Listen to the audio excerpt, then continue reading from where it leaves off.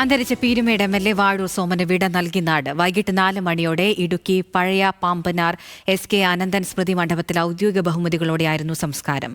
മന്ത്രിമാരും വിവിധ പാർട്ടി നേതാക്കളും അടക്കം നിരവധി പേരാണ് അന്ത്യാഞ്ജലി അർപ്പിക്കാനെത്തിയത്.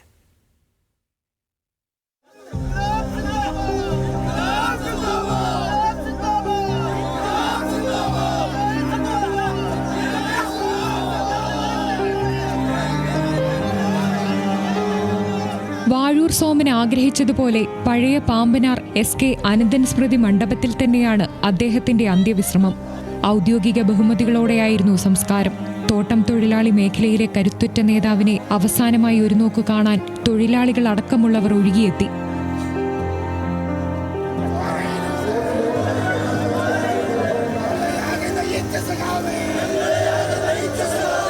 വണ്ടിപ്പെരിയാർ വാളാടിയിലെ വീട്ടിൽ രാവിലെ 11 മണിവരെ പൊതുദർശനത്തിന് വെച്ച മൃതദേഹം വിലാപയാത്രയായാണ് വണ്ടിപ്പെരിയാറിലെ ടൗൺഹാളിൽ എത്തിച്ചത്.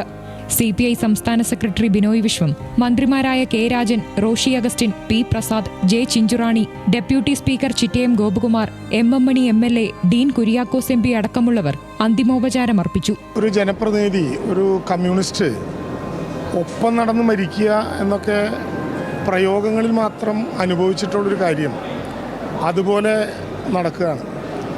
ഒരു ജനപ്രതിനിധിയെ സംബന്ധിച്ചിടത്തോളം ജീവിതത്തിലൊരു പക്ഷേ ഏറ്റവും വലിയ മോഹമായിരിക്കും അവസാന നിമിഷം വരെ താൻ പ്രതിനിധീകരിക്കുന്ന ജനങ്ങൾക്ക് വേണ്ടി സംസാരിച്ചുകൊണ്ടേയിരിക്കുക എന്നുള്ളത്. പലപ്പോഴും അത് പ്രയോഗങ്ങളിൽ മാത്രമേ ഉണ്ടാകാറുള്ളൂ. പക്ഷേ വാഴൂർ സോമൻ എന്ന ഞങ്ങളുടെയൊക്കെ പ്രിയപ്പെട്ട സോമേട്ടൻ മരണത്തിന് 4-5 മിനിറ്റ് വരെ ആ മണ്ഡലത്തിലെ ജനങ്ങൾക്കും നാട്ടിലെ തൊഴിലാളി വർഗത്തിനു വേണ്ടി സംസാരിച്ചുകൊണ്ടേയിരുന്നു എന്നുള്ളതാണ് ഏറ്റവും പ്രധാനപ്പെട്ട കാര്യം. സംസ്കാരത്തിന് ശേഷം പാമ്പനാറിൽ അനുസ്മരണ യോഗവും സംഘടിപ്പിച്ചു.